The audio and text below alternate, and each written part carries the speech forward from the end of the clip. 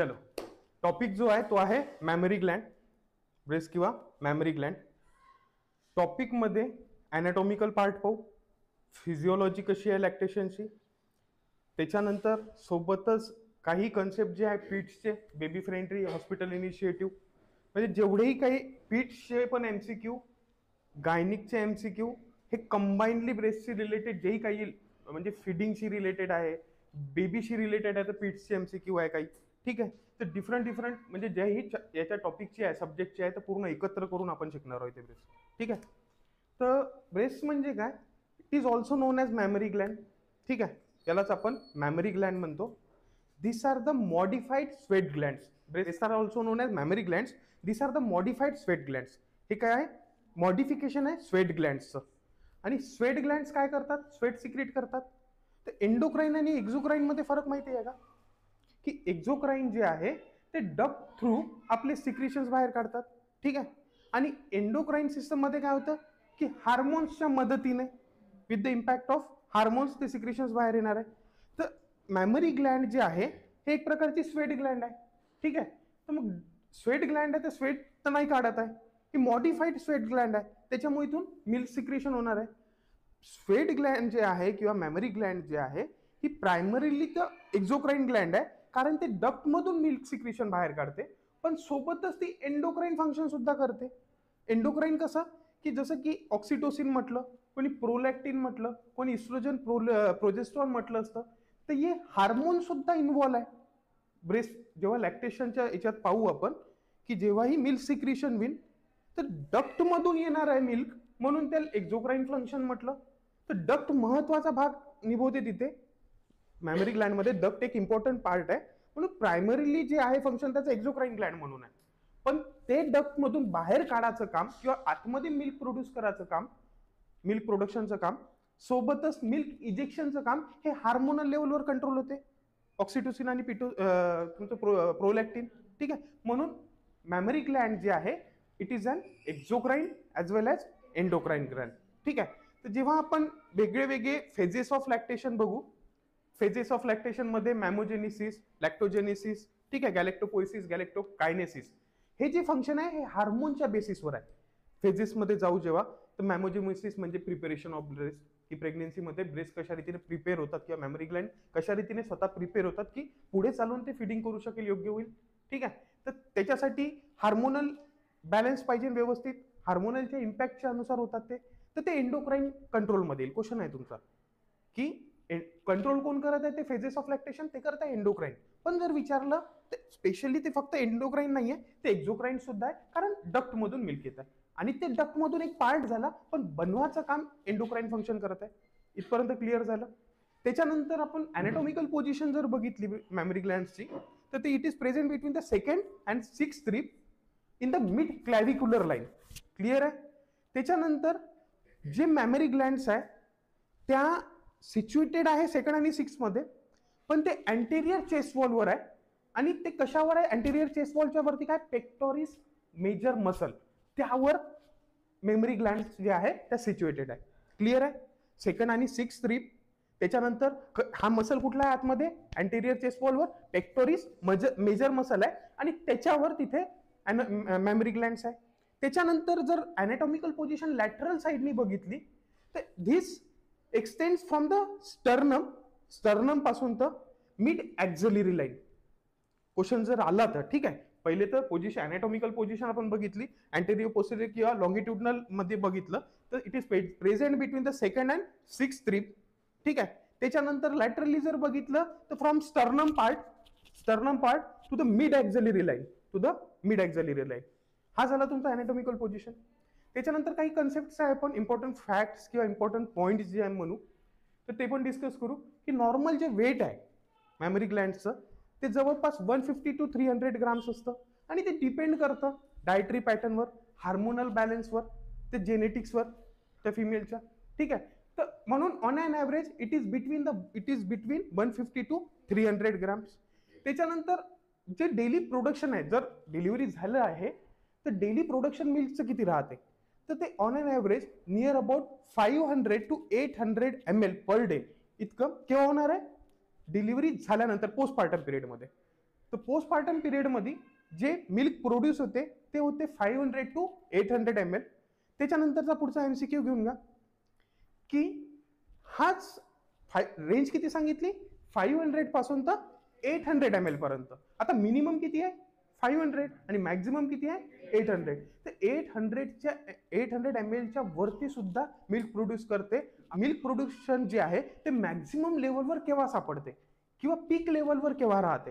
पीक लेवलवर म्हणजे का 800च्या वरती सुद्धा किंवा 800 पर्यंत पर डेच्या वरती. तर ते केव्हा होते ऍट 6 मंथ पोस्टपार्टम पिरियडमध्ये डिलिव्हरी झाल्यानंतर 6 मंथमध्ये जवळपास 800 किंवा त्याच्यापेक्षा जास्त सुद्धा हा क्वेश्चन आहे तुमचा. ठीक आहे. त्याच्यानंतर वेट झालं. ब्रेस्ट मिल्क जे आहे किंवा ह्युमन मिल्क म्हणू आपण इथून आता, तर ह्युमन मिल्क जे आहे हे फर्स्ट टाइम कितव्या हप्त्याला जेस्टेशनच्या स्वीच करता येते बाहेर, म्हणजे during pregnancy at 12th week of gestation. आपण त्याचे रिझन लॉजिकली बघू की ड्युरिंग प्रेग्नेन्सी सुद्धा ह्युमन मिल्क एक्सक्रीट करता येते. ठीक आहे. तर at 12th week of gestation under the effect of oestrogen progesterone mainly prolactin सुद्धा सिक्रेट होणं चालू होऊन जाते. क्लिअर आहे. एक्सटर्नल स्ट्रक्चर जे बघू आपण, हे झाली बेसिक इन्फॉर्मेशन आपल्या मेमरी ग्लँड्सची. त्याच्यानंतर जर स्ट्रक्चर बघितण्यात आलं, एक्सटर्नल जे स्ट्रक्चर राहील त्यामध्ये पहिले तो पार्ट जो आहे तो एरिओला म्हणा. एरिओला आपण जे महत्वाचे पॉइंट्स आहेत प्रत्येक अॅनाटॉमिकल मध्ये, जेवढे MCQ पॉइंट ऑफ व्ह्यूनी जे आहे महत्वाचे तेवढेच पार्ट सांगेल. ठीक आहे. आणि महत्वाचे राहतील प्रत्येक. तर एक्सटर्नल म्हणजे का बाहेरून जे दिसून पडत आहे तर ते एक्सटर्नल पार्ट झालं. मेमरी ग्लँड्स मध्ये दोनच गोष्टी आहे, एक आहे निपल आणि दुसरा आहे एरिओला. तर एरिओला जो आहे हा जवळपास 2.5 सेंटीमीटर याची लेंथ आहे. डायमीटर जो असेल एरिओलाचा तो 2.5 सेंटीमीटर राहील. त्याच्यानंतर हा निप्पलच्या इन बिटवीन आहे. ठीक आहे. सराउंडेड आहे, निप्पलला सराउंडेड एरिया आहे. आणि याच एरिओलामध्ये स्मॉल सेबिशियस ग्लँड्स असतात. आणि during pregnancy under the effect of oestrogen and progesterone ह्या जो सेबिशियस ग्लँड्स आहे ह्या एलिव्हेटेड होऊन जातात, थोड्या एलिव्हेटेड होऊन जातात. आणि एरिओला जेव्हा एलिव्हेटेड होता, एरिओला म्हणण्यापेक्षा त्याच्यामध्ये जे पिगमेंटेड एरिया आहे, पिगमेंटेड एरिया का बरं म्हटलं, कारण ते सिबिशियस ग्लँड्स आहेत त्या एरिओलाच्या आतमध्ये. आणि हा जो सिबिशियस ग्लँड्स आहे ड्युरिंग प्रेग्नेन्सी जेव्हा इस्ट्रोजन आणि प्रोजेस्टेरॉनची लेवल वाढेल आणि प्रोलॅक्टिन पण पाहू आपण, डिफरंट हार्मोन्सचा रोल काय काय आहे तिथे डेव्हलपमेंट ऑफ ब्रेस्टमध्ये. तर under the effect of oestrogen and progesterone हे जे सेबिशियस ग्लँड्स आहे हे एलिव्हेटेड होऊन जाईल. हा पिगमेंटेड पार्ट आहे. ठीक आहे. हा एलिव्हेटेड जेव्हा होतो तर ह्या एलिव्हेटेड पार्टला सेबिशियस ग्लँडला आता सिबेशियस ग्लँड म्हणून आता यांना मॉन्टगोमेरी ट्युबरकल्स म्हणू. मॉन्टगोमेरी ट्युबरकल्स म्हणू. क्लिअर आहे. मॉन्टगोमेरी ट्युबरकल्स. आणि मॉन्टगोमेरी ट्युबरकल्सचं काम काय की हे जे आहे मॉन्टगोमेरी ट्युबरकल्स हे ऑइली सबस्टन्स रिलीज करते. तर त्याच्यामुळे निप्पल सोरनेस जे आहे जेव्हा बेबी फीड करेल, ठीक आहे, जेव्हा लॅक्टेशनच्या दरम्यान बेबीला फीड करेल मदर, तर तिथे निप्पल क्रॅकिंग नाही होणार. Prevents nipple dryness. ते कशाच्या मदतीने, मॉन्टगोमेरी ट्युबरकल्स. कारण ते काय सिक्रेट करत आहे, ऑइली सबस्टन्स सिक्रेट करत आहे. कोण, मॉन्टगोमेरी ट्युबरकल्स. ते कशात प्रेझेंट आहे, एरिओलामध्ये. ठीक आहे. ते मेनली काय आहे, स्मॉल सिबिशियस ग्लँड्स आहे. हा पार्ट झाला क्लिअर एवढा एरिओला बद्दल. नेक्स्ट जो पार्ट आहे तो आहे निप्पल. निप्पल एक प्रोट्रुडिंग पार्ट आहे त्या ब्रेस्टचा. आणि महत्वाचं म्हणजे निप्पलमध्ये खूप सारे असे जवळपास 15 to 20 नंबरचे ओपनिंग असतात. ठीक आहे. निप्पलमध्ये 15 to 20 इतके छोटे छोटे ओपनिंग्स असतात. ते ओपनिंग्स कशासाठी असतात की जे डक्ट सिस्टम सांगितलं, लॅक्टिफेरस डक्ट सांगितलं होतं ना, तर ते एक्झोक्राईन ग्लँड होती, तर त्या डक्ट मधून मिल्क बाहेर येत होतं, म्हणून ते एक्झोक्राईन म्हटलं. आणि एंडोक्राईन का बरं म्हटलं, कारण हार्मोन तिथे आतमध्ये इम्पॅक्ट करत आहे, तर त्याच्यामुळे मिल्क प्रोड्यूस आणि इव्हॅक्युएट होत आहे. पण इव्हॅक्युएट व्हायचा जो रस्ता आहे तो कोणता आहे, लॅक्टिफेरस डक्टचा. चॅनल जे आहे जिथून येणार आहे त्याला म्हणतो आपण लॅक्टिफेरस डक्ट. तर हे लॅक्टिफेरस डक्ट जे आहे हे कनेक्टेड कशाला आहे, निप्पलला. क्लिअर आहे. आणि हे जवळपास 15 ते 20 असे लॅक्टिफेरस डक्ट जे आहे, हा झाला एरिओला पार्ट. आणि असे जवळपास 15 to 20 असे लॅक्टिफेरस डक्ट्स राहतील. क्लिअर आहे इथपर्यंत. आणि पुढे निप्पल बद्दलच जर बोलतोय, एक कन्सेप्ट हा झाला की निप्पलमध्ये 15 to 20 असे ओपनिंग्स आहे, स्मॉल ओपनिंग्स आहे, ज्याच्यातून लॅक्टिफेरस डक्ट जेव्हा आणेल मिल्क आणेल तर बेबी सकिंगच्या वेळेस इथे छोटे छोटे होल्स आहे तर ते मिल्क तिथून इजेक्ट होईल. क्लिअर आहे इथपर्यंत. दुसरे काही क्वेश्चन्स होतात निप्पल पासून अराईज होतात की निप्पल मध्ये सोरनेस होते, ठीक आहे, क्रॅकलिंग ऑफ निप्पल्स जे आहे ते प्रिव्हेंट करायसाठी काय काय करू शकतो. तर ते प्रिव्हेंट करायसाठी तुम्ही एमोलियंट्स जे आहे ते वापरता येतात. एमसीक्यू पॉईंट ऑफ व्ह्यू सांगतो, ठीक आहे. तिथे एमोलियंट्स म्हणजे व्हॅसलिन सारखं जेल जे आहे ते लावू शकतो, एडिबल ऑइलचा यूज करू शकतो, अँटी फंगल ऑइंटमेंट यूज करू शकता, ठीक आहे. तर हे कशासाठी करतोय आपण की निप्पल जे ड्रायनेस आहे किंवा क्रॅकिंग ऑफ निप्पल्स जे होते तर ते प्रिव्हेंट करण्यासाठी आपण या गोष्टींचा वापर करतो एमसीक्यू पॉईंट ऑफ व्ह्यूने. त्याच्यानंतर निप्पल जर क्रॅक होत आहे, ठीक आहे, ब्रेस्ट फिडिंगच्या दरम्यान निप्पल्सला क्रॅकनिंग होत आहे किंवा सोरनेस डेव्हलप होत आहे, नॅचरल मेथड कुठली आहे की expose the nipples to air as much as possible. जेवढं जास्त होईल शक्य होईल तेवढं एअरला एक्सपोज करा, हवा लागू द्या. क्लिअर आहे इथपर्यंत. मग आता अॅनाटॉमिकली बघितलं की लॅक्टिफरस डक्ट्स असतात मतलब 15 ते 20, हे असे किती 15 ते 20 आहे. तर पुढे जे आहे हे जे लॅक्टिफेरस डक्ट्स आहे चॅनल आहे हे मोठे असे 15 ते 20 एवढे लोब्युल्स नाही लोब्स सोबत कनेक्टेड आहे. शॉर्ट मध्ये सांगतोय इंटरलोब्युलर इंट्रालोब्युलर तेवढं नाही विचारणार, ज्याच्यातून क्वेश्चन अराईज होते ते सांगतोय, बरोबर, ठीक आहे. तर एवढं समजलं निप्पल पासून लॅक्टिफेरस डक्ट गेले. आतमध्ये जेव्हा आता इंटरनल स्ट्रक्चर बघू, मेमरी ग्लँड्सचं इंटरनल स्ट्रक्चर बनू, तर हे जे लॅक्टिफेरस डक्ट आहे हे कशाशी कनेक्टेड आहे, लोब्स सोबत, ठीक आहे. तर हे जे लोब्स आहे हे पण 15 ते 20 इन नंबर्स असते. एमसीक्यू आहे तुमचा. Total number of lobes in memory glands there are 15 to 20 lobes in memory glands. आणि अॅनाटॉमिकली याच लोब्सच्या आतमध्ये खूप सारे असे छोटे छोटे लोब्युल्स असतात, ठीक आहे. आतमध्ये काय असते, हा झाला सिंगल लोब. असे मेमरी ग्लँडमध्ये जवळपास 15 to 20 नंबर इतके काय असतात, लोब्स असतात. आणि लोब्सचा बच्चू कोण, लोब्युल्स, ठीक आहे. तर त्याच्या आतमध्ये असे खूप सारे लोब्युल्स असतात. आणि हे जर लोब्युल्स आपण खोलून बघितले तर बेसिकली एक जर लोब्युल असेल, हा जर लोब्युल असेल, ठीक आहे, हा कशाच्या अंदर आहे, लोबच्या अंदर. या लोब्युल्सच्या आतमध्ये क्लस्टर ऑफ अल्व्हिओलाय सेल्स असतात. क्लस्टर म्हणजे खूप सारे असे जमा झालेले अल्व्हिओलाय सेल्स असतात, ठीक आहे. याच अल्व्हिओलाय सेल्सला ऍसिनाय सेल्स सुद्धा म्हणतात. एमसीक्यू पॉइंट ऑफ व्ह्यूनी ऍसिनाय सेल्स लक्षात ठेवा. क्लिअर झालं. आता आपण लोब उघडला, लोबच्या आतमध्ये सापडला लोब्युल उघडला, लोब्युलच्या आतमध्ये काय सापडलं, alveoli, cluster of alveoli, bunch of alveoli. Acini cell जे आहे हे फंक्शनल युनिट ऑफ ब्रेस्ट आहे किंवा मेमरी ग्लँड आहे. फंक्शनल युनिट म्हणजे का, मुख्य भाग. पूर्ण मेमरी ग्लँडचा मुख्य भाग कोण आहे, ते अल्व्हिओलर सेल्स किंवा ऍसिनाय सेल्स. आणि यांचं काम काय, मिल्क प्रोडक्शनचं. सगळ्यात महत्वाचं काम जे मिल्क प्रोड्यूस, जे ही काही लॅक्टेशन आहे त्याच्यात सगळ्यात महत्वाचं काम काय, मिल्क प्रोडक्शन. ब्रेस्टचं काम काय, मिल्क प्रोडक्शन. तर त्याच्यासाठी रिस्पॉन्सिबल कोण आहे, हो, ऑक्सिटोसिन, प्रोलॅक्टिन हे सगळे तर करणार आहे, पण प्रोडक्शनसाठी कोण इम्पॉर्टंट आहे, तो कोण करणार आहे, ते आहे ऍसिनाय सेल्स किंवा अल्व्हिओलाय सेल्स. क्लिअर आहे. आता आपण काय बघितलं, हा लोब्युल बघितला. लोब्युलच्या आतमध्ये काय सापडले, अल्व्हिओलाय सेल, त्यालाच काय म्हटलं, ऍसिनाय सेल. आता ही जी गॅप आहे पूर्ण सगळीकडे सराउंडेड काय, अल्व्हिओलाय सेल. आणि याच्या मधातली खाली जी जागा आहे याला म्हणतो आपण अल्व्हिओलस. का म्हणाल, अल्व्हिओलस.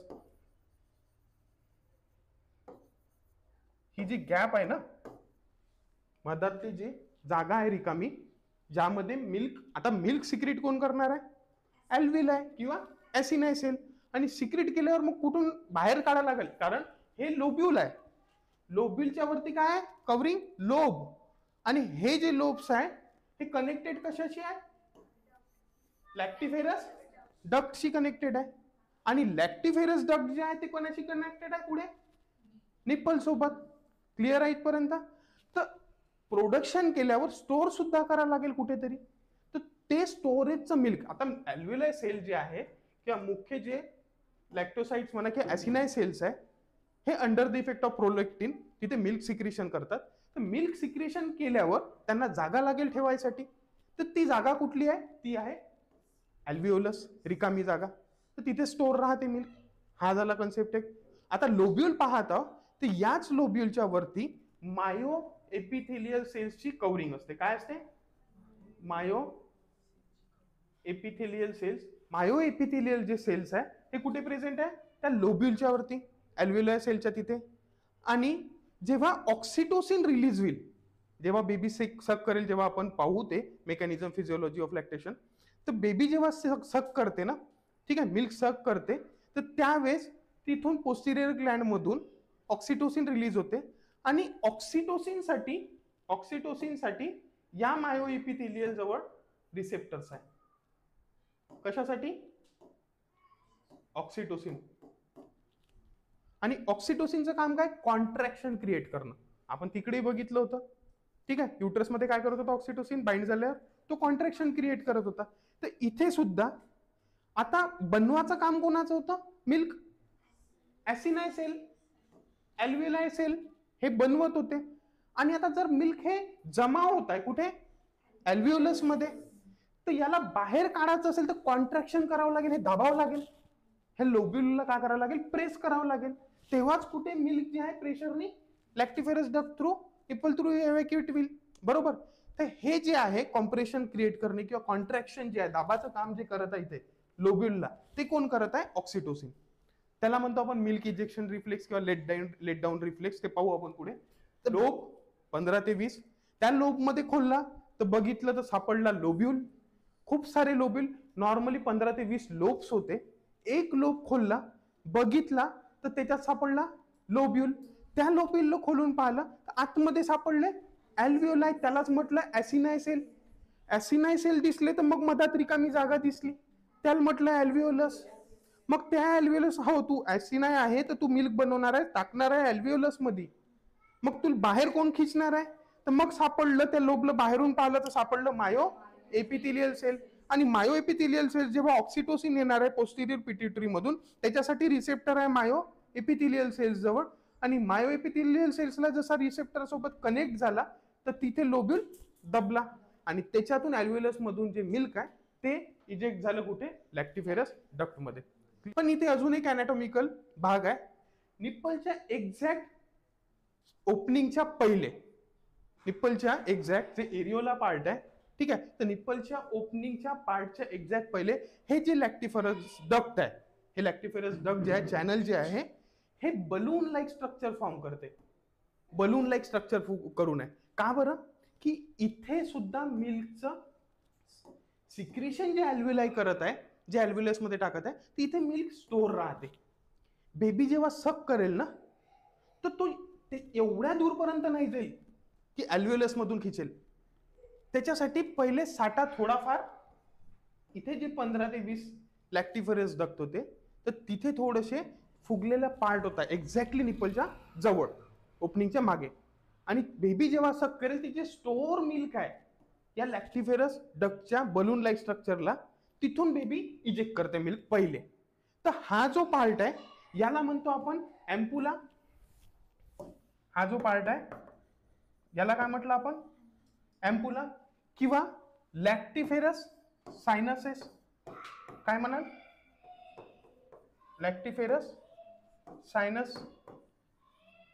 त्याच्यानंतर जे नेक्स्ट स्ट्रक्चर आहे की मी काय म्हटलं, सेकंड ते 6th रिब, लॅटरली स्टर्नम पासून तर मिड ॲक्झिलरी लाईन. आणि आहे कशावर, अँटेरियर चेस्ट, फ्रंट चेस्टवर, वेंट्रल वॉलवर. तर त्याच्यासमोर काय, पेक्टोरिस मेजर मसल. आणि हा जो पेक्टोरिस मेजर मसल आहे, तर तिथे जे मॅमरी ग्लँड्स आहे, तर तो कनेक्टेड असण्यासाठी कुपर्स लिगामेंट्स असतात. ते कुपर्स लिगामेंट काय करतात, त्याच लोब्युलच्या जवळ किंवा लोब्स आहे, तिथून त्या लोब्सच्या 15 ते 20 लोब्स आहे ना, तर त्याच्या मधातून निघालाय कुपर्स लिगामेंट. ते कनेक्टेड कशाला आहे, पेक्टोरिस फेशिया सोबत, किंवा एक्झॅक्टली जर पेक्टोरिस फेशिया म्हणतो त्याला, किंवा जर डायरेक्टली तो कनेक्टेड कशाशी आहे, पेक्टोरिस मेजर मसल सोबत. क्लिअर झालं? तर तो आहे कुपर्स लिगामेंट. तो फायब्रस कनेक्टिव्ह टिश्यू पासून बनलेला आहे. कुपर्स लिगामेंट जो आहे तो फायब्रस कनेक्टिव्ह टिश्यू पासून बनलेला आहे, जो की ब्रेस्ट जे मॅमरी ग्लँड्स आहे ते अटॅच ठेवायचं काम करतो विथ द पेक्टोरिस मेजर मसलला. ठीक आहे, मी म्हटलं ब्रेस्ट जे आहे मेमरी ग्लँड जे आहे ते अटॅच आहे कोणासोबत? पेक्टोरिस मेजर मसल सोबत. पण हो अटॅच आहे, पण इकडे मेमरी ग्लँड कडे पण तर काही ते लागेल अटॅच व्हायसाठी, तर ते प्रोव्हाइड स्ट्रक्चर कोण करतो? तो करतो कुपर्स लिगामेंट. क्लिअर झालं? त्याच्यानंतर जे टिश्यूज आहे, आता आपण बघू की टिश्यूज कुठले कुठले आहे. मेमरी ग्लँड्स मध्ये टिश्यूज आहे, तर ते 3 प्रकारचे टिश्यूज आहे. एक राहते ग्लँड्युलर टिश्यूज, एक आहे फायब्रस कनेक्टिव्ह टिश्यू, आणि तिसरा जो टिश्यू आहे फॅटी टिश्यू किंवा ॲडिपोज टिश्यू. ठीक आहे, 3 प्रकारचे टिश्यूज आहे, ग्लँड्युलर, फायब्रस कनेक्टिव्ह टिश्यू आणि तिसरा जो आहे तो आहे ॲडिपोज किंवा फॅटी टिश्यूज. तर ग्लँड्युलर टिश्यूज म्हणजे का? जे ही टिश्यूज हे लॅक्टिफेरस डक्ट आणि लोब्स बनवत आहे. जे टिश्यूज लॅक्टिफेरस डक्ट, हे जे लॅक्टिफेरस डक्ट आहे ना, आणि हे लॅक्टिफेरस डक्ट आहे आणि हे लोब्स आहे, ते हे जे बनवत आहे हे कोण बनवत आहे? They are responsible for producing glandular tissues. त्याच्यानंतर नेक्स्ट जे होतं ते होतं कोणते? ते fibrous connective tissue, connective tissue. तर कुपर्स लिगामेंट सांगितलं ते काय? कनेक्टिव्ह टिश्यू आहे. तर तेच एक्झाम्पल जे पकडलं आपण कुपर्स लिगामेंट, ते पण कनेक्टिव्ह टिश्यू आहे. तर हे जे आहे पेक्टोरिस मेजर मसल सोबत जो कुपर्स लिगामेंट आहे तो अटॅच आहे. तर तो काय आहे? फायब्रस कनेक्टिव्ह टिश्यू आहे. हा दुसरा टिश्यू समजला. तिसरा जो टिश्यू आहे तो आहे फॅटी किंवा ॲडिपोज टिश्यू. मोस्ट अबंडंट आहे. जिथे जिथे रिकामी जागा भेटली, फॅटी टिश्यूज आणि ॲडिपोज टिश्यू साठी बोलतोय आपण, की आता 15 ते 20 लोब्स आहे, तर इथे रिकामी जागा भेटली या 2 मध्ये, हे दुसरा असेल इथे लोब्स, तर या मध्ये जे जागा भेटली तर तिथे काय आहे? ॲडिपोज टिश्यूज आहे. ॲडिपोज टिश्यूज किती? त्याला काय म्हणा? Fatty tissues. तर हे जे फॅटी टिश्यूज आहे जिथे जिथे गॅप आहे त्या ठिकाणी प्रेझेंट राहतात, आणि हे कुशनिंग किंवा shape of the mammary gland साठी रिस्पॉन्सिबल आहे. कुशनिंग किंवा shape of the mammary gland. Areola बद्दल काय सांगितलं? पिगमेंटेड एरिया होता, त्यामध्ये स्मॉल सेबेशियस ग्लँड्स होत्या, आणि ड्युरिंग प्रेग्नेन्सी त्या एरिओलामध्ये काय होते? थोडंसं एलिव्हेटेड पार्ट होऊन जाते. तर त्या एलिव्हेशनला काय म्हटलं? मॉन्टगोमेरी ट्युबरकल्स. आणि मॉन्टगोमेरी ट्युबरकल्स जे आहे, ठीक आहे, ते ऑइली सबस्टन्स रिलीज करत होते, त्याच्यामुळे निकलला क्रॅकनिंग किंवा सोरनेस होत नाही. मग नंतर सांगितलं निप्पल 15 ते 20 opening, pain in nipple is called as thelalgia. त्याच्यानंतर सोरनेस जर असेल, क्रॅकनिंग असेल, तर त्याच्यासाठी महत्वाचं जे सांगितलं ते सांगितलं की एमसीक्यू पॉईंट ऑफ व्ह्यूनी exposure to air as much as possible, किंवा सनलाईट जरी असेल ऑप्शन मध्ये आणि एअर नसेल तर तुम्ही सनलाईट वर क्लिक कराल. क्लिअर झालं एवढं? हे छोटे छोटे हे ओपनिंग आहे 15 ते 20, लॅक्टिफेरस डक्ट कनेक्टेड आहे. त्याच्या एकदम अगोदर थोडं तिथे एलिव्हेशन आहे. एलिव्हेशन म्हणण्यापेक्षा बलून लाईक स्ट्रक्चर आहे. तर हे काय आहे तुमचं? एम्पुला किंवा लॅक्टिफेरस सायनसेस, जिथे मिल्क जे आहे ते स्टोर राहते. मग त्याच्यानंतर हेच लॅक्टिफेरस डक्ट गेले आणि बनवलं काय? लोब. पहिला लोब, मग त्याच्या आतमध्ये लोब्यूल. क्लिअर आहे? तर हे बनवलं. हे लॅक्टिफेरस डक्ट किती आहे? 15 ते 20. लोब किती आहे? 15 ते 20. आणि त्या 15 ते 20 एका लोबच्या अंदर काय आहे? खूप सारे असे लोब्युल्स आहेत, आणि त्या लोब्युल्सच्या आतमध्ये काय आहे? Acini cell. They are the functional unit of mammary gland which are responsible for the production of milk synthesis. ठीक आहे. त्याच्यानंतर अजून काय सांगितलं होतं? मायोपिथिलियल सेल्स त्या लोब्सच्या बाहेर आहे, लोब्युल्सच्या. जे काम काय करतात? त्याच्याकडे रिसेप्टर्स कशाचे आहे? ऑक्सिटोसिन साठी. ऑक्सिटोसिन तिकडून कोण रिलीज करत आहे? Posterior pituitary.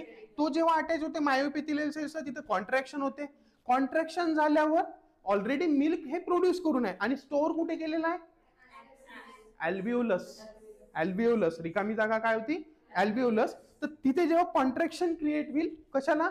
लोब्युलला, तर तिथे मिल्क जे आहे ते इजेक्ट होणार आहे. हा झाला एक पार्ट. मग नंतर अजून सांगितले टिश्यूज सांगितले. तर ग्लँड्युलर टिश्यूज जे आहे, लोब्स जे बनवत आहे लॅक्टिफेरस डक्ट आहे, हे कोणते आहे? ग्लँड्युलर टिश्यूज. त्याच्यानंतर नेक्स्ट जे होते फायब्रस कनेक्टिव्ह टिश्यू, सस्पेन्सरी लिगामेंट्स किंवा रिलेटेड कशाचे आहे? कुपर्स लिगामेंट. त्याच्यानंतर नेक्स्ट जे होतं ते होते फॅटी टिश्यूज. जिथे जिथे गॅप मिळत आहे तर सगळीकडे काय? ॲडिपोज किंवा फॅटी टिश्यूज. क्लिअर आहे? त्याच्यानंतर नेक्स्ट जे आहे तो आहे blood supply to the mammary gland. एक करते axillary artery, axillary artery, internal thoracic artery आणि इंटरकोस्टल आर्टरी. झाले 3. काय काय राहील सांगतो. ऍक्झिला, मिड स्टर्नम पासून मिड ऍक्झिलरी लाईन, तर इथूनच जे ऍक्झिलरी आर्टरी आली ते मॅमरी ग्लँडला ब्लड सप्लाय करत आहे. एक आहे इंटरनल थोरॅसिक कॅव्हिटी आहे, तर इंटरनल थोरॅसिक आर्टरी, आणि intercostal space between the ribs, तर इंटरकोस्टल आर्टरी. हे झाला तुमचा blood supply to the mammary gland. पुढे जे आहे डेव्हलपमेंट ऑफ ब्रेस्ट, जे ऍट बर्थ पिरियड मध्ये it is in the rudimentary form. Question मध्ये येऊ शकते असं नाव, रेडिमेंटरी फॉर्म. रेडिमेंटरी फॉर्म म्हणजे का? Under develop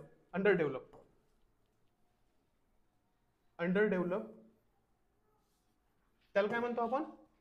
रेडिमेंटरी form. चाइल्डहुड मध्ये विचारलं की डिफरन्स काय ऍज अ मेल चाइल्ड आणि फिमेल चाइल्ड, तर it can not be differentiated. ठीक आहे, डिफरन्शिएटेड आपण डिफरन्शिएट नाही करू शकत. मेल चाइल्ड आहे आणि फिमेल चाइल्ड आहे, तर दोघांमध्येही मेमरी ग्लँडशी रिलेटेड आपण डिफरन्शिएट नाही करू शकत. नंतर जे आहे मेन आहे ते आहे ड्युरिंग प्युबर्टी. लक्षात आलं इकडे, प्युबर्टीच्या दरम्यान जे लॅक्टिफेरस डक्ट आहे किंवा लोब्युल्स आहे, तर रिअल ग्रोथ तिथून चालू होऊन जाते लॅक्टिफेरस डक्टची. म्हणजे चेंज आता नोटिसेबल होईल. नोटिसेबल म्हणजे चाइल्डहुड पर्यंत मेल आणि फिमेल चाइल्ड मध्ये मेमरी ग्लँड जे आहे ते आपण नोटीस नाही करू शकलं, दोघंही सेमच दिसेल. मग नंतर जेव्हा प्युबर्टी आता बिगिन होत आहे, इथे 3-4 MCQ आहे आपले. ठीक आहे, प्युबर्टी जेव्हा आता बिगिन होत आहे, तर प्युबर्टीच्या पिरियडमध्ये, त्या एक्झॅक्टली प्युबर्टीच्या पिरियडमध्ये जे इथे लोब्स आणि लॅक्टिफेरस डक्ट जे आहे आणि फॅटी टिश्यूज आणि ग्लँड्युलर टिश्यूज जे आहे हे आता तिथे डेव्हलपमेंट करणं चालू करून देते under the effect of hormone जो आहे इस्ट्रोजन आणि प्रोजेस्ट्रॉन. तर प्रोजेस्ट्रॉन आणि इस्ट्रोजनच्या मदतीने तिथे फर्स्ट टाइम प्युबर्टीमध्ये ग्लँड्युलर टिश्यूज डेव्हलप होत आहे. म्हणजेच का की ग्लँड्युलर टिश्यूज वर रिस्पॉन्सिबल फॉर द लोब्स आणि लोब्युल्स, तर तिथे रिस्पॉन्सिबल आहे. तर under the effect of oestrogen आणि प्रोजेस्ट्रॉन ते तिथे लोब्स डेव्हलपमेंट होत आहे. तर ते कोण करत आहे? ग्लँड्युलर टिश्यूज. फायब्रस कनेक्टिव्ह टिश्यू पण डेव्हलप होत आहे. त्याच्यानंतर महत्वाचा ॲडिपोज टिश्यू, सगळीकडे जिथे तिथे जागा भेटत होती, तर इथे जे डेव्हलपमेंट होत आहे फर्स्ट टाइम, तर तिथे ब्रेस बर्ड्स म्हणून क्वेश्चन मध्ये एक येते, म्हणजे वर्डिंग येईल. तर development of breast buds during puberty is known as thelarche. म्हणजे फर्स्ट टाइम मेमरी ग्लँड जे आहे ते अंडर डेव्हलपमेंट जात आहे, तर त्याला काय म्हटलं आपण? Thelarche. And it is the first sign of puberty. घ्या तुमचा MCQ. First sign of puberty काय राहील? तो राहील थेलार्च. आणि थेलार्च म्हणजे का? डेव्हलपमेंट बिगिन झाली, चेंज नोटिसेबल आहे. ठीक आहे, आणि डेव्हलपमेंट काय होत आहे तिथे? लोब्स होत आहे, लोब्युल्स होत आहे, ग्लँड्युलर टिश्यूज होत आहे, फॅटी टिश्यूज होत आहे. तर सगळं जे आहे चेंज आता नोटिसेबल आहे. तर त्याला काय म्हटलं? First sign of puberty, that will be called as thelarche. Clear आहे? त्याच्यानंतर लास्ट साइन ऑफ प्युबर्टी आता संपली आहे बा, तर last sign of puberty is menarche.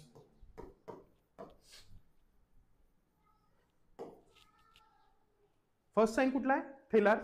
आणि लास्ट साइन काय? Menarche. Menarche means menstruation begin होत आहे, तर तो काय? लास्ट साइन आहे प्युबर्टीचा. आणि फर्स्ट साइन आहे थेलार्च. नेक्स्ट जे आहे डेव्हलपमेंट जे आहे मेमरी ग्लँडचं, आतापर्यंत प्युबर्टी पर्यंत बघितलं. ठीक आहे, अडोलसन्स पिरियड मध्ये पण सेम होते, पण आता प्रेग्नेन्सी जर बिगिन होत आहे तर मेमरी ग्लँड कशा रीतीने तिथे डेव्हलपमेंट होते. क्लिअर समजलं का एवढं? की प्युबर्टी झाली, ॲडोलसन्स पण आलं, चेंज सेम राहील, फक्त आता प्रेग्नेन्सी जर बिगिन होत आहे तर त्या दरम्यान मेमरी ग्लँड्स मध्ये काय काय चेंजेस होते? तर इस्ट्रोजन आणि प्रोजेस्ट्रॉन जे आहे ते तेव्हाही होते, आणि आता थोडेसे हाय लेवलवर राहील. कारण फर्स्ट 3 मंथ्स ऑफ प्रेग्नेन्सी मध्ये इस्ट्रोजन आणि प्रोजेस्ट्रॉन कोण सिक्रेट करत होते रे भाऊ? Corpus luteum. आणि नंतर 3rd मंथ ऑफ जेस्टेशन पासून कोण सिक्रेट करणार आहे? प्लॅसेंटा. बरोबर. तर लेवल आता 3rd मंथ ऑफ जेस्टेशन नंतर इस्ट्रोजन आणि प्रोजेस्ट्रॉनची वाढणार आहे. तर फर्स्ट ट्रायमिस्टर आहे त्यामध्ये तेवढं डेव्हलपमेंट नाही राहील, आणि इस्ट्रोजन आणि प्रोजेस्ट्रॉन जेव्हा प्लॅसेंटा आता सिक्रेट करेल ते ह्यूज क्वांटिटीमध्ये करणं चालू करून देईल. तर मी सांगितलं की अंडर द इफेक्ट तेव्हा पण प्युबर्टीमध्ये पण ग्लँड्युलर टिश्यूज डेव्हलप होत होते, लॅक्टिफेरस डक्ट, लोब्युल्स डेव्हलप होत होते. ठीक आहे, तर हे कशाच्या मदतीने होत होते? तेव्हा पण इस्ट्रोजन आणि प्रोजेस्ट्रॉन. बरोबर. पण आता ड्युरिंग प्रेग्नेन्सी इस्ट्रोजन आणि प्रोजेस्ट्रॉनची लेवल भरपूर वाढत आहे, तर तिथे डेव्हलपमेंट सेम राहील, पण नवीन नवीन अजून ड्युरिंग प्रेग्नेन्सी वेगळे हार्मोन सिक्रेट होणार आहे along with oestrogen and progesterone. तर दोघांमध्ये डिफरन्स काय आहे? अॅनाटॉमिकली कोण हार्मोन कोणाला वाढवते? अॅनाटॉमिकली म्हणजे का की जे इस्ट्रोजन हार्मोन आहे that is responsible for lobular and ductal growth.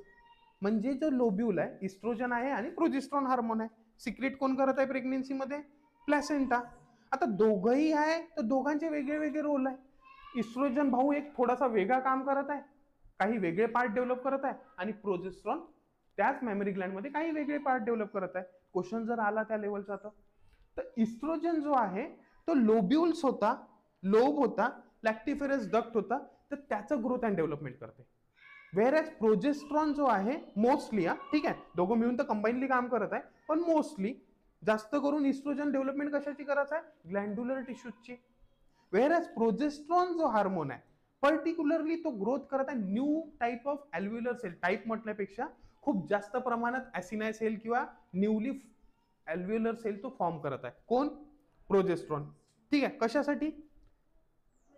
मिल्कचं production नंतर वाढत, सध्याच्या परिस्थितीत प्रिपेरेशन ऑफ मेमरी ग्लँड्स फ्युचरसाठी, की आतापासून अल्व्ह्युलर सेल्स किंवा लॅक्टोसाइट सेल किंवा ॲसिनाय सेल्स म्हणा, तर यांचे नंबर क्वांटिटी वाढवणं चालू करून दिलं. कोणी? प्रोजेस्ट्रॉननी. कशासाठी?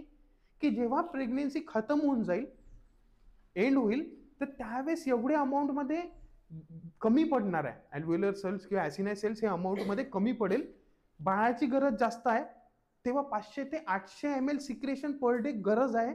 तर आताच्या क्वांटिटीनुसार तेव्हा जास्त लागणार आहे. तर आतापासून मिल्क जे डेव्हलपमेंट आहे अॅनाटॉमिकली, तर ते मेमरी ग्लँड्स प्रिपेअर करणं चालू केलं. तर ते मेमरी ग्लँड जे प्रिपेरेशन होत आहे त्याला म्हणतो मॅमोजेनेसिस.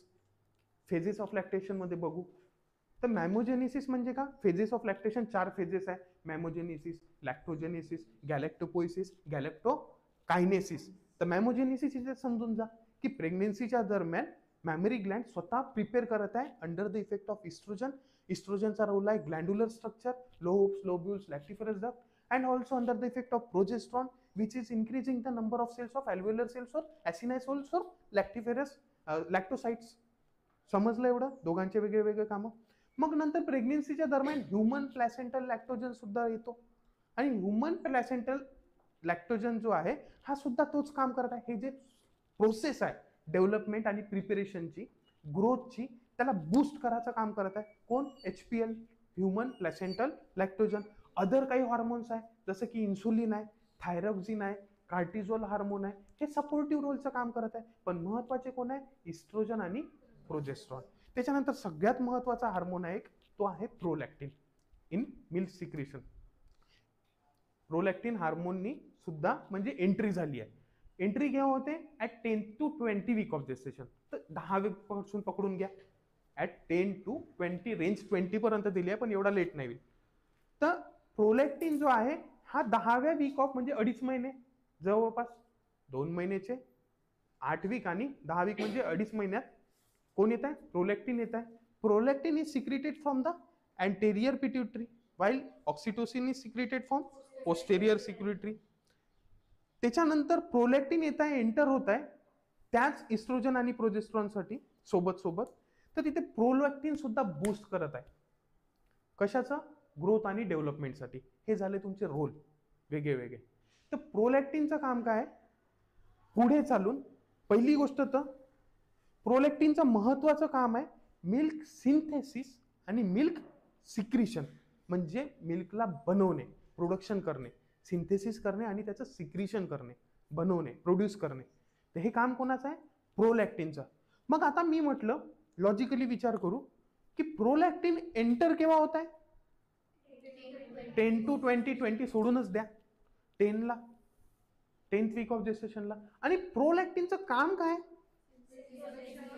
मग 10व्या हप्त्यात प्रोलॅक्टिन आला तर मिल्क प्रोड्यूस होते का? सिंथेसिस आणि सिक्रेशन होते का? मग पूर्ण प्रेग्नेन्सी मध्ये हळूहळू मी म्हटलं की इस्ट्रोजन प्रोजेस्ट्रॉननी वाढत राहते, ठीक आहे, त्याच्या तुलनेत प्रोलॅक्टिन कमी राहते, पण राहते. तर मग मिल्क पूर्ण प्रेग्नेन्सीच्या दरम्यान त्या 9 मंथ ऑफ जेस्टेशन, 2.5 महिन्यापासून पकडा, कारण एंट्री तर 10 हप्त्यापासून होऊन राहिली, तर त्या 10th वीक ऑफ जेस्टेशन पासून ते 38 वीक ऑफ जेस्टेशन किंवा 40 वीक पर्यंत मिल्क एक्सक्रीट करता येईल का? प्रोलॅक्टिन आहे तर, कारण प्रोलॅक्टिनचं कामच ते आहे, प्रोड्यूस करणं. चलो क्वेश्चन समझे, आंसर भी समझ लो. आंसर ऐसा है, हो थोडाफार first time milk can be squeeze at 12th week of gestation. Question आहे, एमसीक्यू आहे तुमचा हा.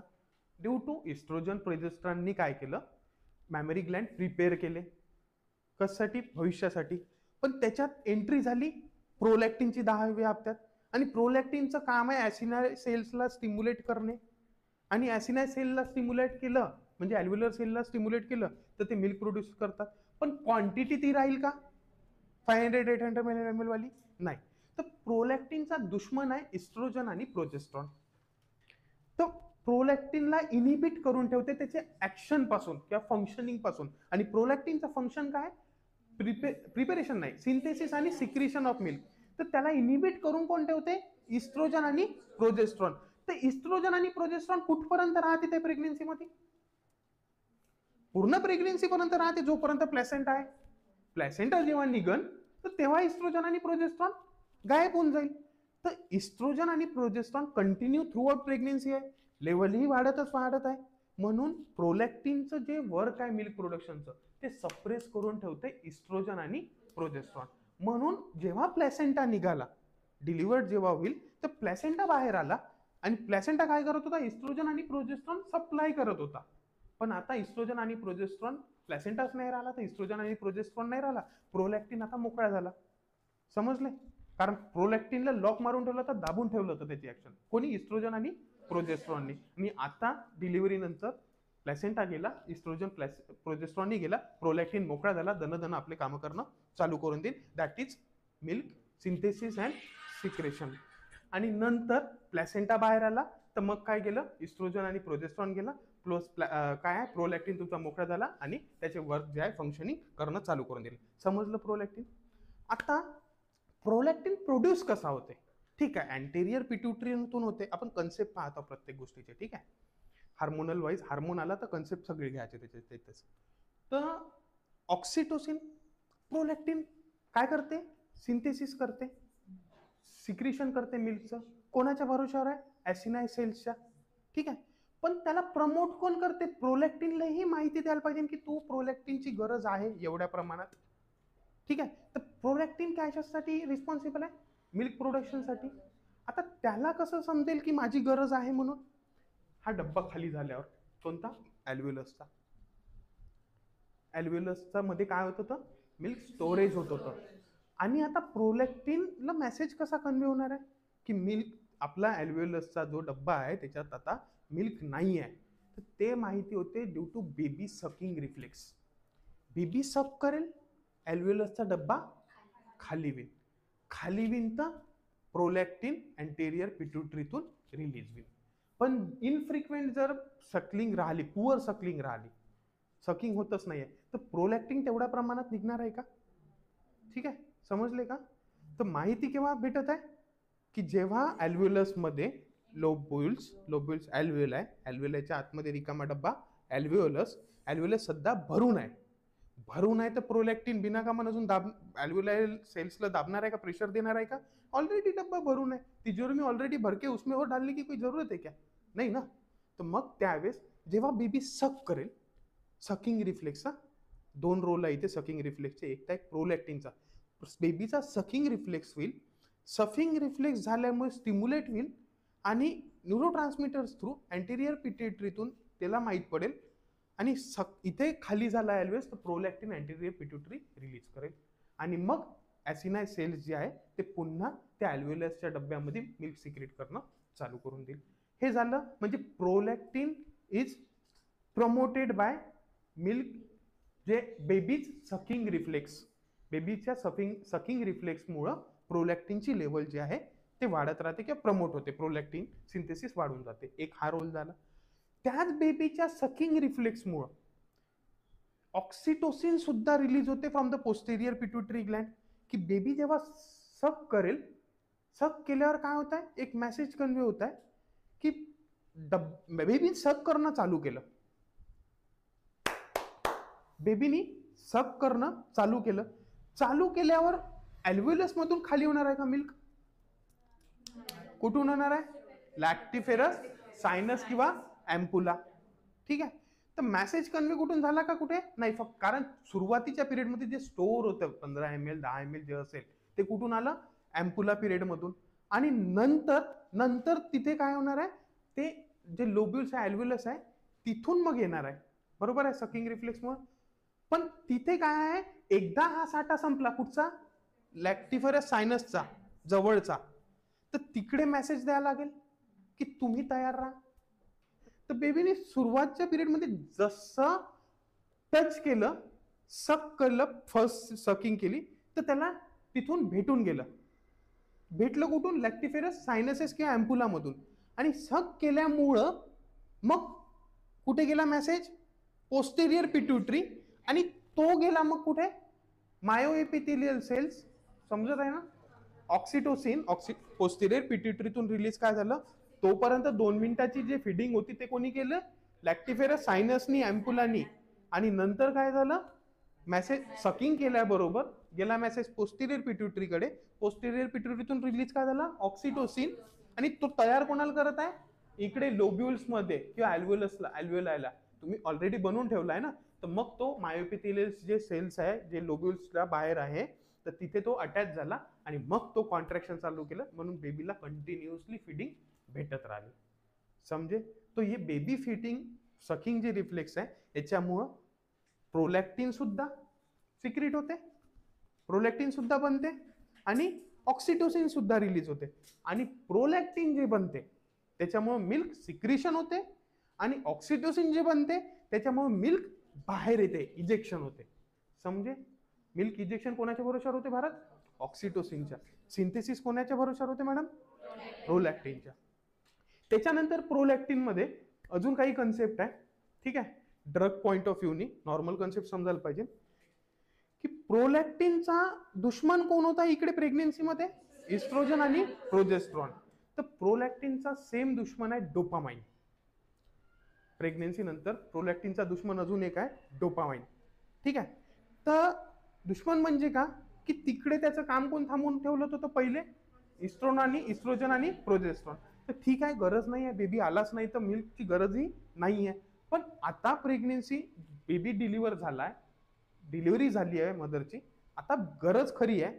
तर जर समजा हे दुश्मन आहे डोपामिन म्हटलं, तर डोपामिनची लेवल जर जास्त राहिली त्या वुमनमध्ये आफ्टर डिलिव्हरी तर प्रोलॅक्टिनची लेवल सप्रेस होते.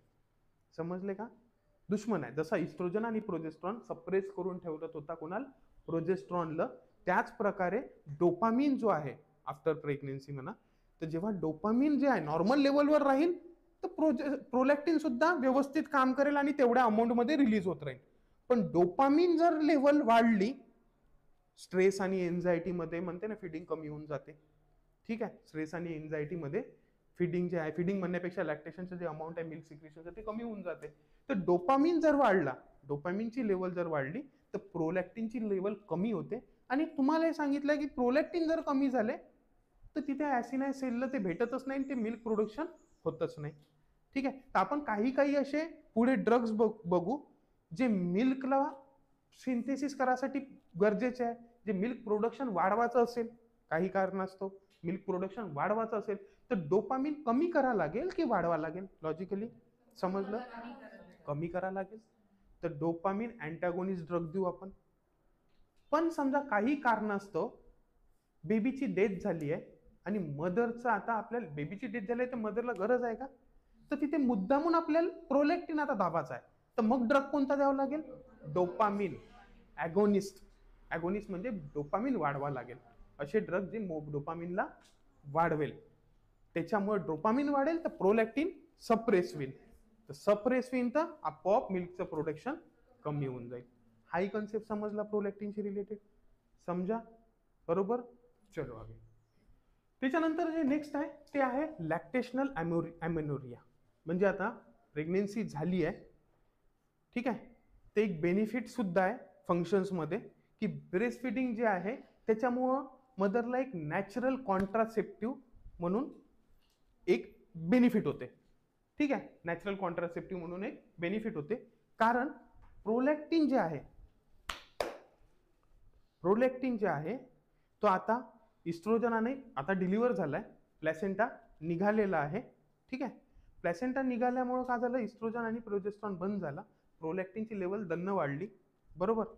तर जेव्हा प्रोलॅक्टिन जो आहे तर तो जे प्रोलॅक्टिन आहे तो इनिबिट करून ठेवते GnRH हार्मोनला, गोनॅडोट्रोफिन रिलीजिंग हार्मोन. तर त्याच्यामुळं गोनॅडोट्रोफिन हार्मोन रिलीजिंग हार्मोन कोणते हार्मोन रिलीज करत होता, फॉलिकल स्टिम्युलेटिंग हार्मोन आणि ल्युटिनायझिंग हार्मोन.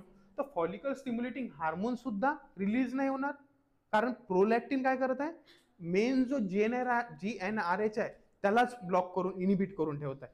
तोच इनिबिट आहे आर्किड न्यूक्लियस पासून. तर पुढे काय FSH आणि LH निघणार आहे, निघेल का, नाही निघेल ना. तर FSH आणि LHच नाही येत आहे तर ते ओव्ह्युलेशन होणार आहे का, तर ॲनओव्ह्युलेशन. त्याच्यानंतर तेच ओव्ह्युलेशनच नाही होत आहे, फॉलिकलला तिथे फॉलिक्युलर ग्रोथच नाही झाली, तर काय इस्ट्रोजन काय प्रोजेस्ट्रॉन येणार आहे. बरोबर ना, कारण इस्ट्रोजन आणि प्रोजेस्ट्रॉन जर पुन्हा आला तर प्रोलॅक्टिन सप्रेस होऊन जाईल. बरोबर ना. तर म्हणून जवळपास 24 to 30 वीक ऑफ जेस्टेशन पर्यंत, हे लिहून घ्या याच्यात नाही, जवळपास 24 to 30 वीक ऑफ जेस्टेशन म्हणजे 6 महिन्यापर्यंत लॅक्टेशनल ॲमेनोरिया राहते, म्हणजे नॅचरली प्रेग्नेन्सी पुन्हा कन्सिव्ह नाही होऊ शकत. ते झालं तुमचं नॅचरल कॉन्ट्रासेप्टिव्ह बेनिफिट मदरला. नेक्स्ट जे आहे ब्रेस्ट मिल्कचं कंपोजिशन, याच्यात सगळ्यात महत्त्वाचा रोल आहे ब्रेस्ट मिल्क. आता आपण ॲनाटॉमिकल पार्ट शिकलो, हार्मोनल शिकलो, प्रोलॅक्टिनचा सगळ्यात महत्त्वाचा रोल शिकलो. ठीक आहे, आता जे ब्रेस्ट मिल्क आहे त्याच्याशी रिलेटेड की त्याच्यामध्ये काय काय असते, याच्यातून क्वेश्चन खूप येतात. Cow milk, mother milk, human milk, differentiate करा. मोस्ट अबेंडंट पार्ट, प्रोटीन कशात राहते, कोलेस्ट्रॉल मध्ये जास्त का राहते, इकडं का राहते, डमकं इतकं खूप विचारते. ठीक आहे, तर कंपोजिशन जे आहे,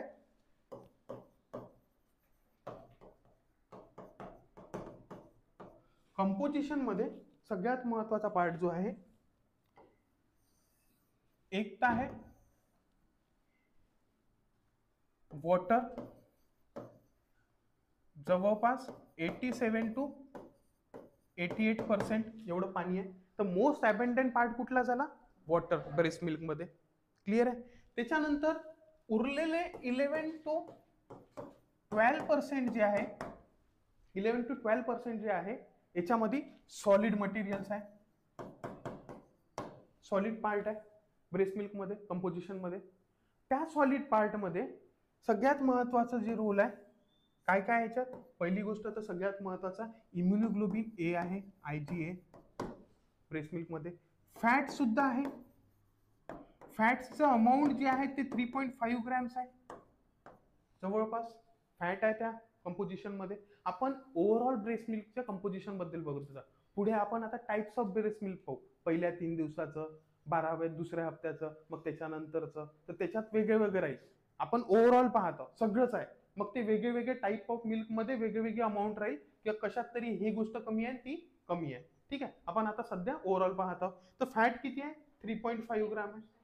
त्याच्यानंतर कार्बोहायड्रेट आहे, कार्ब्स आहे, कार्ब्स किती आहे, 7.5 ग्राम्स आहे.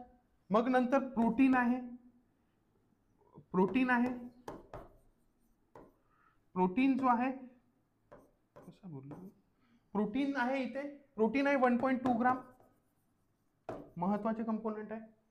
त्याच्यानंतर विटॅमिन सुद्धा आहे. तर विटॅमिन कुठले कुठले आहे, विटॅमिन ए आहे, विटॅमिन ए आहे, विटॅमिन ई आहे याच्यामध्ये. आणि पूर्ण ब्रेस्ट मिल्क मध्ये सगळ्यात कमी काय आहे, सगळ्यात कमी जे आहे पूर्ण ब्रेस्ट मिल्क मध्ये ते आहे विटॅमिन डी, विटॅमिन के. त्याच्यानंतर आयरन सुद्धा आहे पण कमी प्रमाणात आहे. या 3 गोष्टी लक्षात ठेवा. त्याच्यानंतर सोडियम आहे, पोटॅशियम आहे, क्लोराईड सुद्धा आहे, इलेक्ट्रोलाइट सुद्धा आहे. सगळ्यात महत्वाचं काय की कंपोजिशन मध्ये वॉटर आहे 87 to 88%, म्हणजे मोस्ट अबेंडंट पार्ट जर ब्रेस्ट मिल्क मध्ये विचारला की सगळ्यात जास्त काय आहे बा, तर ते काय राहील तुमचा वॉटर. त्याच्यानंतर इम्युनोग्लोबिन आहे, त्याच म्हणजे अँटीबॉडी आहे जे फाईट अगेन्स्ट त्या बच्चूला मदत करत आहे की काही झालं त्याला. तर त्याच्यानंतर अँटीबॉडी मध्ये एक क्वेश्चन सुद्धा निर्माण होते, which antibody can cross through the placenta, that is IgG. ठीक आहे, हा क्रॉस नाही करू शकत. हा ब्रेस्ट मिल्क थ्रू येत आहे मदरला, बेबीला, ठीक आहे, मदर पासून बेबीला IgA जात आहे, प्रिव्हेंट करते कुठलंही इन्फेक्शन असेल ते इम्युनिटी त्याला बूस्ट करायचं काम करते, ते आहे मदर्स मिल्क पासून. कारण इम्युनोग्लोबिन ए आहे, लायझोझाईम आहे, लायझोझोम्स आहे, लॅक्टोफेरिन आहे, आणि लॅक्टोफोरिन जो आहे तो काय मदत करतो की त्या बेबीला, लक्ष द्यायला MCQ आहे, लॅक्टोफेरिन काय करतो, जर लॅक्टोफेरिन मदर्स मिल्क पासून बेबीला गेलं, एक प्रकारचा प्रोटीनच आहे समजा, लॅक्टोफेरिन जर त्या बेबीला गेलं तर त्या बेबीला डायरिया व्हायचे किंवा गॅस्ट्रोएंटायटिस जो आहे ते प्रिव्हेंट करते. MCQ आहे तुमचा की लॅक्टोफेरिन जे आहे त्याच्यामुळे काय होते, डायरिया प्रिव्हेंट होते बेबीला किंवा गॅस्ट्रोएंटायटिस पासून बचाव होते लॅक्टोफेरिन पासून. त्याच्यानंतर प्रोटीन जे आहे, प्रोटीन मध्ये 3-4 प्रकारचे वेगळे वेगळे प्रोटीन्स आहे. एक आहे लॅक्टो अल्ब्युमिन,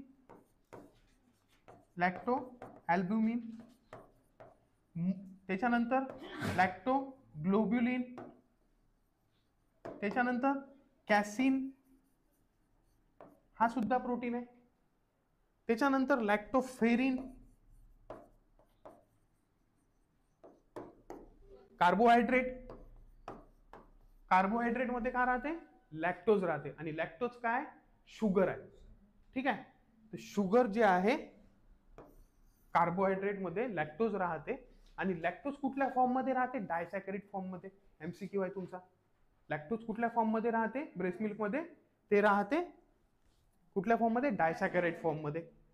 त्याच्यानंतर प्रोटीन जे सांगितले ते राहते लॅक्टो अल्ब्युमिन, ग्लोब्युलिन, सोबतच कॅसिन आणि लॅक्टोफेरिन. त्याच्यातून सगळ्यात महत्वाचा, मोस्ट अबेंडंट, म्हणजे खूप जास्त प्रमाणात प्रोटीन कुठला राहते, तो राहते लॅक्टो अल्ब्युमिन. MCQ आहे तुमचा, लॅक्टो अल्ब्युमिन राहते सगळ्यात जास्त प्रमाणात. मग लॅक्टोग्लोब्युलिन राहते, लॅक्टोफेरिन जे आहे ते प्रिव्हेंट करते कशापासून, डायरिया किंवा गॅस्ट्रोएंट्रायटिस पासून. पण कॅसिन जो आहे हा सुद्धा राहते, पण हा कमी प्रमाणात राहते. कॅसिन कसा आहे, हा कमी प्रमाणात आहे, प्रोटीन आहे कॅसिन. कॅसिन हा मदर्स मिल्क मध्ये, कॅसिन हा प्रोटीन आहे आणि हा कमी प्रमाणात आहे. व्हेअरॅज हाच कॅसिन जर काऊज मिल्क मध्ये बघितलं, ठीक आहे, काऊ मिल्क मध्ये बघितलं तर तिकडे तो जास्त प्रमाणात राहते, पण ह्युमन मिल्क मध्ये कुठला प्रोटीन जास्त राहील, लॅक्टो अल्ब्युमिन. क्लिअर झालं इथपर्यंत प्रत्येकाला. त्याच्यानंतर हे गोष्टी, विटॅमिन ए सुद्धा भेटत आहे, विटॅमिन ई सुद्धा भेटत आहे. मदर मिल्क पासून PABA, पॅरा अमायनो बेन्झोइक ऍसिड सुद्धा मिळते. आणि पॅरा अमायनो बेन्झोइक ऍसिड काय करते, मलेरिया पासून प्रिव्हेंट करते त्या बच्चूला. जेव्हा मदरच्या मिल्क मधून हा केमिकल भेटेल, पॅरा अमायनो बेन्झोइक ऍसिड भेटेल, तर तो बच्चूल कशापासून बचाव ठेवेल, मलेरिया होण्यापासून, ठीक आहे. त्याच्यानंतर ए आहे, ई आहे, कमी कशाची आहे, विटॅमिन डी ची, विटॅमिन के ची आणि आयरनची. आयरन वरून भरपूर क्वेश्चन येतात की मदर मिल्क मध्ये सगळ्यात कमी घटक कुठला आहे, तो कशाला टिक कराल तुम्ही, आयरन. मदर मिल्क जर कंटिन्युअसली एक्सक्लुझिव्ह ब्रेस्ट फीडिंग करत आहे तर त्याला काय व्हायचे चान्सेस आहे, तर ते होते कंटिन्यू, म्हणजे सप्लिमेंटरी फूड नाही देतो आपण, पाहू कॉम्प्लिमेंटरी फूड, सप्लिमेंटरी फूड, की 6 मंथ पर्यंत एक्सक्लुझिव्ह ब्रेस्ट फीडिंग करायला पाहिजे. पण त्याच्यानंतर सप्लिमेंट फूड सुद्धा द्यायला पाहिजे, कारण बेबीची एनर्जी रिक्वायरमेंट वाढलेली आहे आणि मदर मिल्क मध्ये ऑलरेडी आयरनची कमतरता आहे. तर तुम्ही जर फक्त कंटिन्युअसली ब्रेस्ट मिल्कच द्याल तर त्यामध्ये त्याला आयरन डेफिशियन्सी ॲनिमिया व्हायचे चान्सेस आहे. समजलं का? कंटिन्युअसली फक्त एक्सक्लुझिव्ह ब्रेस्ट फीडिंग देतच राहिले कंटिन्युअसली तर त्या बच्चूलमध्ये काय होईल, आयरन डेफिशियन्सी ॲनिमिया. आणि आयरन डेफिशियन्सी ॲनिमिया व्हायचे पण कारण आहे, काय काय कारण आहे, कारण मदर, पहिला कारण तर लॉजिकवाला आहे की मदरच्या मिल्कमध्येच आयरन नाही आहे, हा एक कारण झाला. दुसरं कारण हे आहे की मदरच्या मिल्कमध्ये कॅल्शियम सुद्धा आहे आणि कॅल्शियम इनहिबिट करते आयरन रिअब्झॉर्प्शन करायला. गटमध्ये ऍब्झॉर्ब करावं लागेल, रिअब्झॉर्ब करावं लागेल ना कॅल्शियम. तर आयरन आलं, जेवढं उरलं सुरलं आलं, पहिलेच कमी आहे आणि आलं, पण मग कशातून आलं, त्याच मिल्क मधून. त्याच मिल्कमध्ये आयरन आहे थोड्या प्रमाणात आणि त्याच मिल्कमध्ये कॅल्शियम सुद्धा आहे, पण आता ऍब्झॉर्ब करावं लागेल गटमध्ये, इंटेस्टाईन मध्ये. तर ते इनिबिट कोण करते, due to presence of calcium, ते उरलं सुरलंही करू नाही देत, तो एक कारण झाला. त्याच्यानंतर प्री मॅच्युअर जर बर्थ असेल, आयरन वरूनच बोलत आहोत आपण क्वेश्चन्स, ठीक आहे. पहिलं कारण समजलं, दुसरं कारणही समजलं.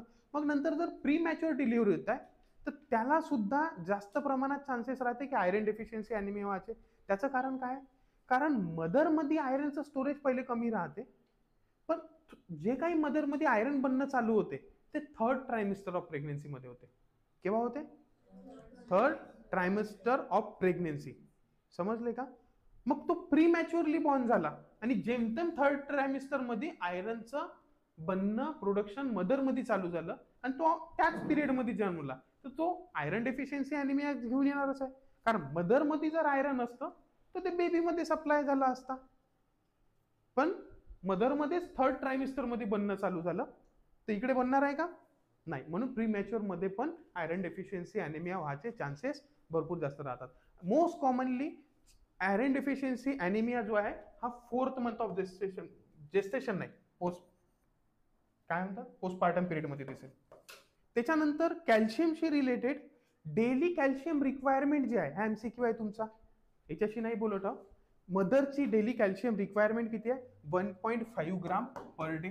आठवलं म्हणून सांगत आहोत. किती रिक्वायरमेंट आहे कॅल्शियम रिक्वायरमेंट पर डे? 1.5 ग्राम पर डे इतकी रिक्वायरमेंट आहे. क्लिअर झालं? 1.5 to 2 ग्राम असते, पण एक्झॅक्टली जर 2 पण आलं आणि 1 पण आलं तर तुम्ही टिक कशाला कराल? 1.5 ग्राम वर. त्याच्यानंतर अजून काही कन्सेप्ट आहे डायटरी पॅटर्नशी रिलेटेड. मदरचे जे आहे, नॉर्मल मदरचं नाही, नॉर्मल फिमेलचं कॅलरी इनटेक जे आहे किलो कॅलरी, ते किती असायला पाहिजे? 2000 किलो कॅलरी. एक ॲडल्ट फिमेलचं, ठीक आहे, कॅलरी इंटेक जे आहे दिवसाला, ते किती कॅलरी इंटेक करायला पाहिजे एक फिमेलनी? 2000.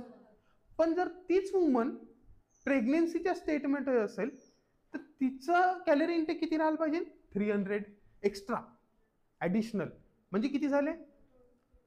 2300, 2300. बरोबर समजले का कॉन्सेप्ट? पण तीच मदर, आता मदर म्हणू, प्रेग्नेन्सी झाली आहे, आता लॅक्टेशन फेज मध्ये आहे, तर तिची कॅलरी रिक्वायरमेंट किती आहे? ते एक्स्ट्रा 600 किलो कॅलरीज. किती आहे? एक्स्ट्रा 600. म्हणजे टोटल किती झाले? 2600. नेक्स्ट जे आहे ह्युमन मिल्क वर्सेस काऊ मिल्क, दोघांमध्ये डिफरन्स काय? याच्यातून क्वेश्चन भरपूर येतात. पहिली गोष्ट तर एक्झॅक्टली सेम असते. म्हणजे नॉर्मल जे आहे, मी कॅलरी इंटेक सांगितला, ठीक आहे, किलो कॅलरी 2000, 2300 आणि टोटल 2600.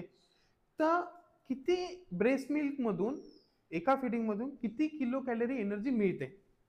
ठीक आहे, एक फिडिंग मधून त्या बच्चूल किती किलो कॅलरी एनर्जी मिळते? तर ते जे एनर्जी मिळत आहे 65 to 70 किलो कॅलरी मिळते. ठीक आहे. वेर जर बफेलो मिल्क, हे कसं झालं ह्युमन मिल्कचं, आणि काऊ मिल्क मध्ये पहा, आता किलो कॅलरी पासून पाहतो आपण. काऊ मिल्क आता डिफरन्शिएट करणार आहोत कशात? काऊ मिल्क आणि ह्युमन मिल्क मध्ये. ठीक आहे. तर ह्युमन मिल्कचं कंपोजिशन जे आहे आपण बघितलं की वॉटर किती पर्सेंट होतं? 87 to 88%.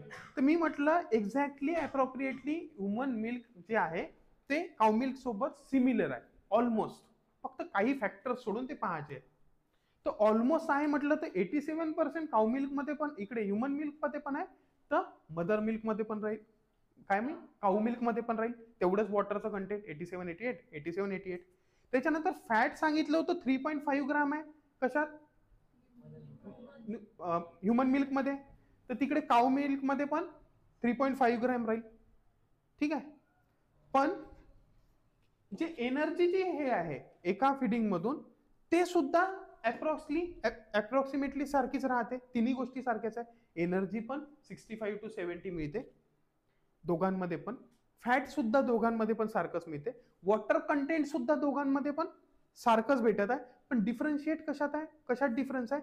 त्या कॅसिन हो आहे, ते एक सांगितलं होतं. पण मेजर डिफरन्स आहे लॅक्टोज आणि प्रोटीन मध्ये. मेजर जो डिफरन्स आहे तो आहे शुगर आणि प्रोटीन मध्ये.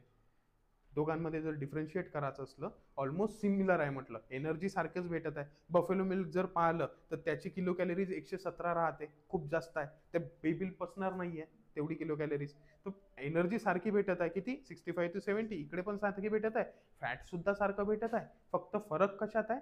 ते आहे त्यांच्या प्रोटीन आणि शुगर मध्ये. तर प्रोटीन आणि शुगर मध्ये किती फरक आहे? प्रोटीन आणि शुगर मध्ये जे फरक आहे कशात बघत आहोत? काऊ मिल्क आणि ह्युमन मिल्क मध्ये. तर डिफरन्स कशात आहे? Main lactose. लॅक्टोज एक शुगर आहे, it is in the form of disaccharide म्हटलं. त्याच्यानंतर इकडे ह्युमन मिल्क मध्ये जे लॅक्टोज आहे, ह्युमन मिल्क जे आहे याच्यामध्ये मी कार्बोहायड्रेट किती सांगितलं तर आठवते का? 7.5 ग्राम. आणि काऊ मिल्क जे आहे यामध्ये जे लॅक्टोज कंटेंट आहे शुगर ते आहे 4.5 ग्राम. ठीक आहे. दुसरा जो कन्सेप्ट आहे तो आहे प्रोटीनशी रिलेटेड. प्रोटीन जे आहे काऊ मिल्क मध्ये ते असते 3.4 ग्राम आणि प्रोटीन जे आहे ह्युमन मिल्क मध्ये ते असते 1.2 ग्राम. बढिया आहे. ठीक आहे. मग काय जास्त आहे आणि काय कमी आहे मदर मिल्क पेक्षा? काऊ मिल्क मध्ये प्रोटीन जास्त आहे आणि शुगर कमी आहे. एक गोष्ट एमसीक्यू पॉइंट ऑफ व्ह्यू पण, human milk is sweeter than cow milk. लक्षात राहील. गोड आहे. कोणाचा? ह्युमन मिल्क जे आहे काऊ मिल्क पेक्षा. हा एमसीक्यू आहे तुमचा की ह्युमन मिल्क जो आहे तो स्वीटर आहे, गोड आहे कोणापेक्षा? काऊ मिल्क पेक्षा. का बरं? कारण तिथे शुगरचं जे कंटेंट आहे ते 4.5 ग्राम आहे आणि इकडे शुगरचं कंटेंट जे आहे ते आहे 7.5 ग्राम. त्याच्यानंतर प्रोटीन जे आहे काऊ मिल्क मध्ये जवळपास 2 to 3 टाइम्स जास्त असते. कोणापेक्षा? ह्युमन मिल्क पेक्षा. म्हणून ते अप्रॉक्सिमेटली 3.4 आहे आणि इथे किती आहे? 1.2. मेजर प्रोटीन कुठला आहे ह्युमन मिल्क मध्ये? Lacto albumin. आणि इकडे कुठला आहे? सांगितलं होतं ना तू, कॅसिन. क्लिअर आहे.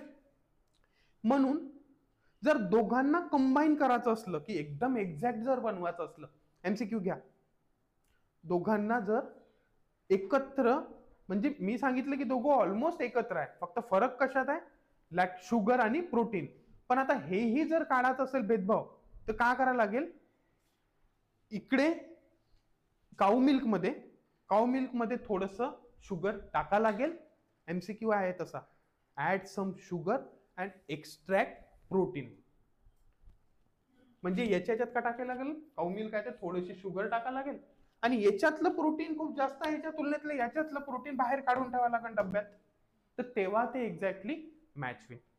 हे झालं तुमचं काऊ मिल्क वर्सेस ह्युमन मिल्कचं डिफरन्शिएशन. राईन एमसीक्यू लक्षात. ह्युमन मिल्क मध्ये काऊ मिल्क पेक्षा अजून एक गोष्ट महत्वाची की इम्युनिटी प्रोटेक्शन देते, कारण याच्यामध्ये IgA सुद्धा आहे सोबतच. म्हणजे इम्युनॉलॉजिकल प्रोटेक्शन जे आहे ते ॲनिमल मिल्क पेक्षा ह्युमन मिल्क पासून जास्त प्रमाणात भेटते. Due to presence of IgA, due to presence of macrophages, lysozymes आणि lactoferrin which prevents the baby from diarrhea or gastroenteritis. It also contains para-amino benzoic acid which prevents the baby from malaria. ठीक आहे.